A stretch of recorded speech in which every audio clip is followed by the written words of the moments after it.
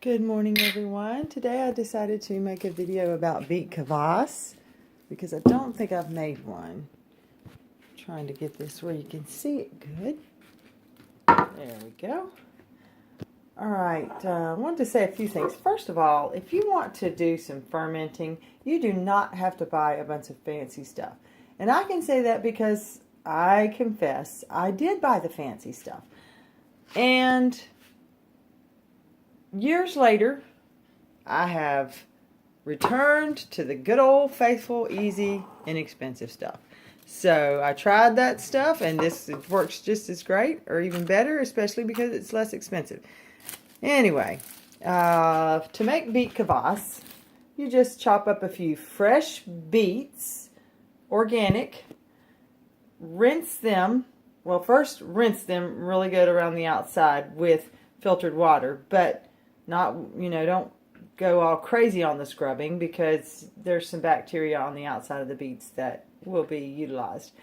Anyway, then you chop the beets up, not in teeny tiny pieces, just chunks like that, and you put it in the water. Now, when you first, hold on one second. When you first put the beets in, a few things will float to the top.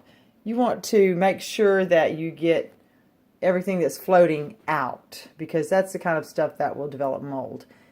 What I do is I just continue to let the water run until it flows over the top a little bit, and that kind of resolves a few of the, it resolves a lot of it. But see, I just found another little piece of beet green, and so I'll get that out and just make sure that I have a clean surface, because the surface area is where molds like to develop, and they like to grab onto any little thing they can find floating on the surface.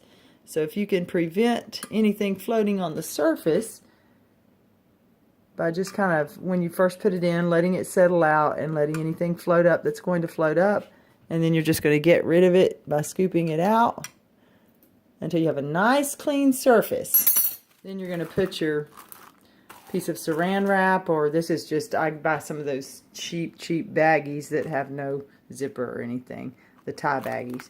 Anyway, then I just press it down. You want as little air as possible, and you really don't want to expose it to the air anymore after this, if possible. I wanted to show you, so I took it off, but normally I would leave this, except for an occasional stir. You want to probably try to stir it every day to keep things going in there. And then about the third day, you should see some bubbles, and you can ferment it for as long as a couple of weeks, depending on how you like it, and it will get darker and darker red.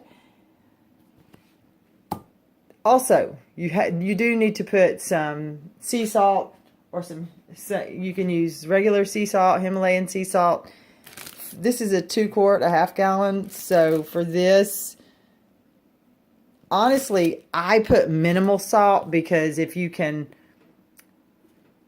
use minimal salt, then to me it tastes better. Some people make it really salty. Some people would actually recommend like 2 or 3 tablespoons of salt for this, and that's just outrageous. You do not have to have the salt. The salt inhibits the mold while the fermentation process gets going, and also inhibits bacteria that you do not want, the undesirables, they say.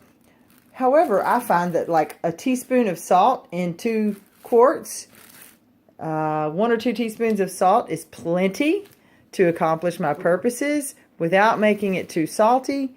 And so we'll check back on that when it gets ready. But that's how you do the fermenting. Like I said, you don't have to have fancy stuff. You just want to seal it because you do not want it being exposed to the air. And once you seal it, you want to try to keep the integrity inside there so that you don't expose it to any additional mold spores or anything like that.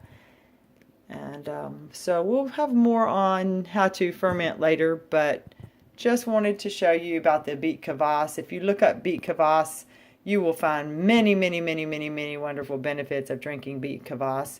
When you first taste it, you may not like it, but just like anything that's really healthy for you, your body knows it. And if you will take it into your body with a positive attitude and visualize health and wellness, your body and your brain will very, very quickly decide that that's an awesome thing. And you will love it and you will crave it.